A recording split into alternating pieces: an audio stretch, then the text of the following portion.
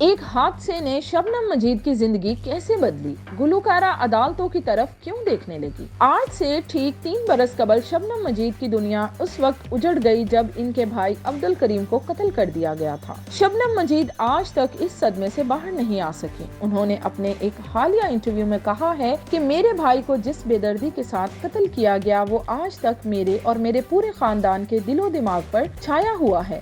گلوکارہ نے کہا کہ میں عدالتوں کی طرف دیکھ رہی ہوں اور انصاف کی منتظر ہوں۔ میرے بھائی کے قاتلوں کو میں پھانسی کے پھندے پر لٹکا ہوا دیکھنا چاہتی ہوں۔ شبنم مجید نے واقعہ کو دہراتے ہوئے کہا کہ مجھے میرے بھائی کا آج سے 3 سال پہلے آخری فون آیا کہ میری اہلیہ کے ساتھ جھگڑا ہو گیا ہے۔ میں فوراً ان کے گھر کی طرف بھاگی۔ جب وہاں پہنچی تو دیکھا کہ دونوں میاں بیوی دوائی لینے کے لیے جا رہے ہیں۔ میرا بھائی گلی کا ابھی مڑا ہی ہوگا کہ مجھے فائرنگ کی آواز آئی۔ بھاگی وہاں گئی تو بھابھی سلامت تھی لیکن بھائی دنیا سے چلا گیا تھا۔ خون سے لت پت بھائی کی لاش آج بھی میرا دل چیرتی ہے۔ میری بھابھی کے بھائی نے میری بھابھی کی شکایت پر میرے بھائی کو قتل کر دیا۔ شبنم مجید نے کہا کہ عدالتیں میرے ساتھ انصاف کریں اور میرے بھائی کے قاتلوں کو کیفرے کردار تک پہنچائیں۔ شبنم مجید نے یہ بھی کہا کہ میرا بھائی میرے سر کا سایہ تھا جو کہ مجھ سے چھین لیا گیا اور میں ان کے بغیر خود کو تنہا محسوس کرتی ہوں۔